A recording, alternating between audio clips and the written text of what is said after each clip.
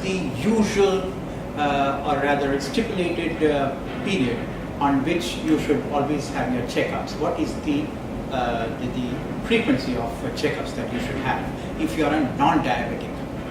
If you are a non-diabetic, eye checkups are indicated at the age of 40 for the simple reason that apart from diabetes we can have eye pressure problems, things like that.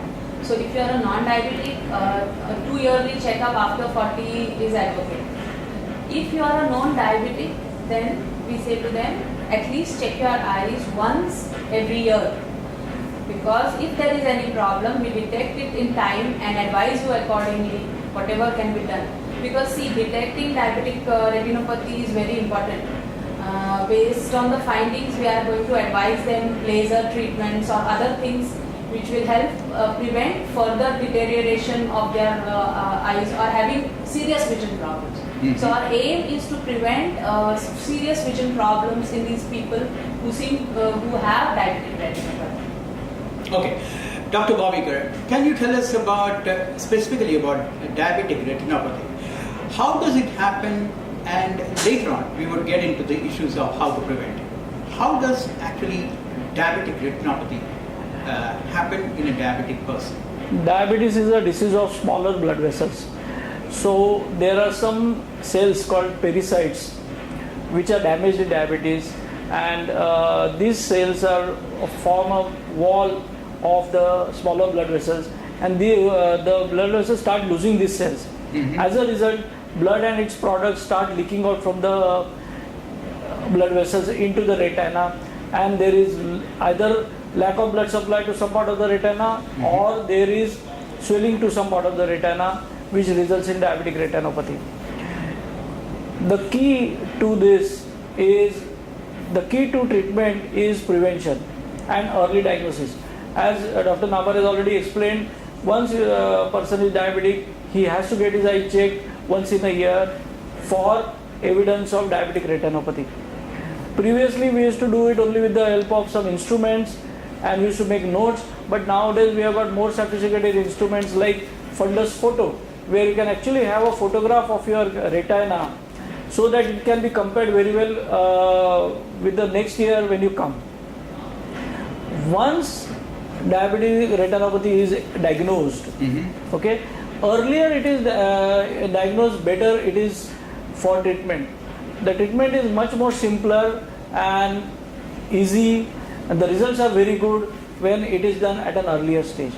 There is a stage called as a proliferative diabetic retinopathy, and there is a stage which is before that, that is pre-proliferative.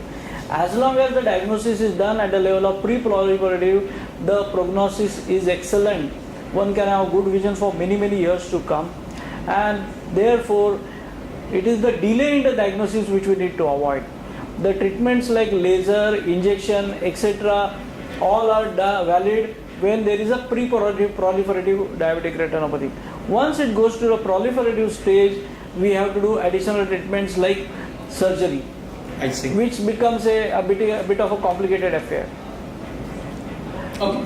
Doctor, now let me take two emails which have come in relation to what you have just spoken. One is that there is a type 2 diabetic who is 62 years and he's from Ahmedabad.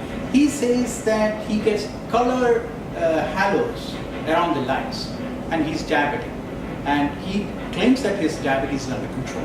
What could be the reason for colored halos for type 2 diabetics, especially elderly patients? It's a very good question.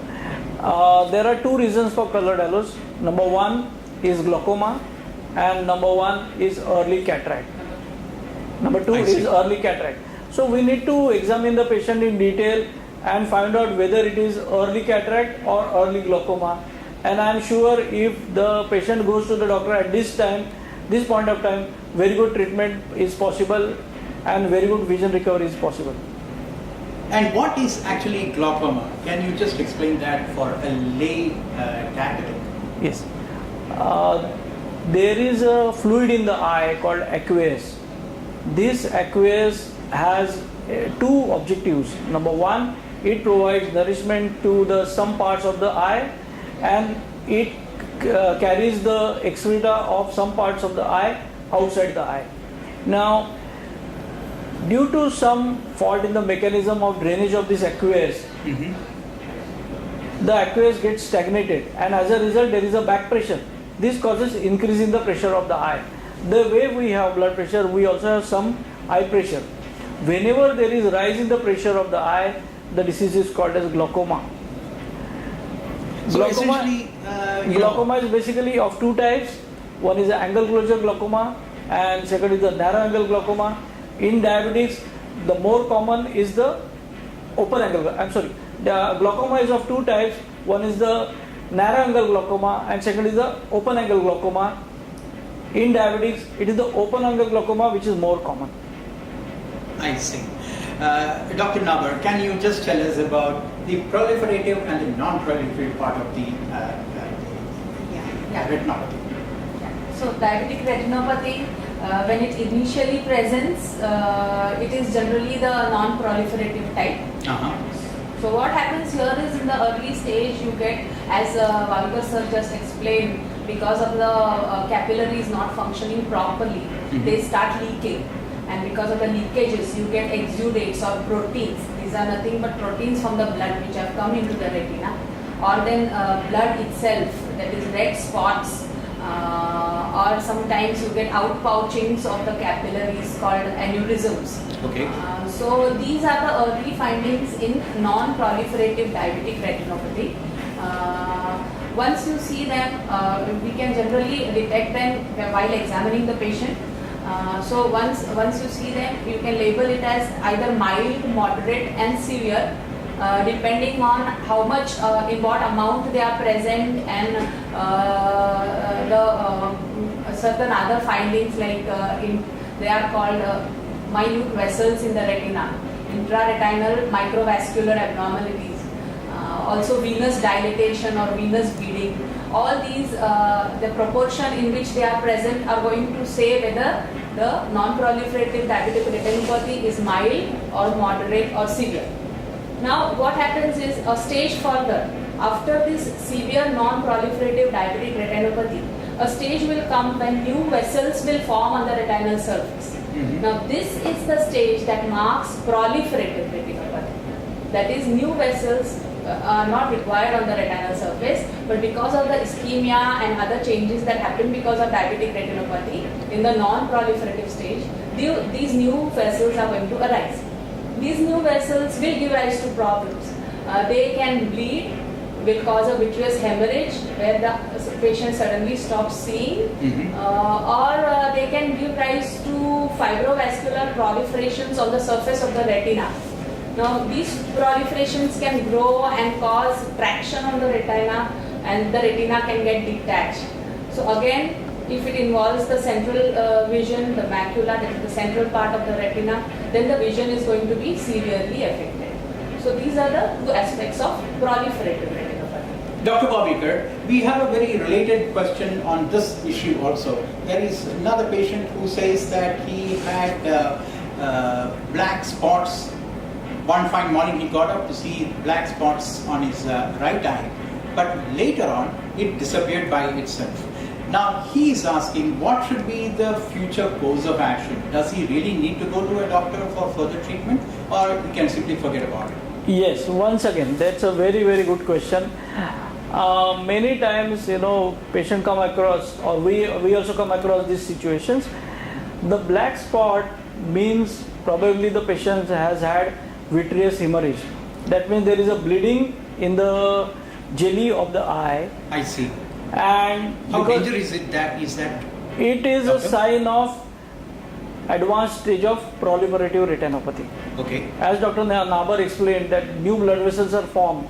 They are not as strong as the blood vessels which we are born with, and therefore they burst open and then there is a bleeding. When there is a bleeding in the jelly, it is seen as a shower of black dots by the patient. I see. Fortunately, because of the reparative mechanisms of the body, these blood vessels, where they are ruptured, they are sealed, and the blood clots or the blood dots which are there in the vitreous, they are also cleaned. So over a period of time, patient will see that those black dots have disappeared.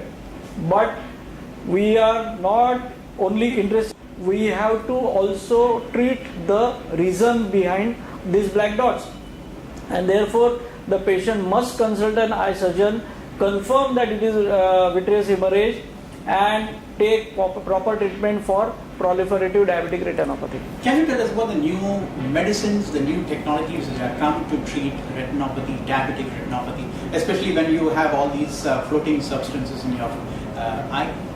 Yes. See, there are some new tablets which are being developed, like Dobicillate, but their role is yet to be confirmed. Uh-huh. One of the treatment which has come in last few years, especially last 7 to 10 years, is the anti-VEGF injection. Yes. It is an injection which we give inside the eye, and which kind of decreases the abnormal blood vessels which are formed as a part of proliferative diabetic retinopathy, and thereby avoid further complications like vitreous hemorrhage and tractional retinal detachment. Okay. Doctor, how dangerous is blood pressure, especially when people are very prone to diabetic retinopathy? Yes, blood pressure increases the chances of retinopathy in diabetics. This is not entirely proved, but what we see is that the incidence of diabetic retinopathy is higher in patients who have both diabetes and blood pressure as compared to those patients who have got only diabetes. And blood pressure also has its own effect in the form of hypertensive retinopathy. Okay. So blood pressure and diabetes together is a more risky situation. Oh, I see. Doctor, there is also a lot of hope coming from stem cells, especially because nowadays there is a recent report said that a kidney was made out of stem cells, a whole kidney was made. Do you think that kind of solutions would come for diabetic, especially a whole eye would be made in the lab? Yes, that's a good question. See, stem cells are already being used in ophthalmology for chemical burns and certain corneal diseases, and the days are not far when we'll start using stem cell treatment for other forms of eye diseases. Okay. And one of them being retinal problems, whether it is diabetic or non-diabetic. I see. And what is the problem with eyes? Many of the diabetologists say that you cannot compare a kidney with an eye. Kidney is very easy, or rather relatively easier to make in a lab through stem cells, but eye cannot be done so because there are so many layers, and it's a very complicated organ. Yes. See, at this point of time, we are not thinking of making the entire lab in the Entire eye. in the lab. What people are trying is they are making different tissues of the eye with the help of stem cells, and these tissues will be implanted inside the eye so that the eye regains its function.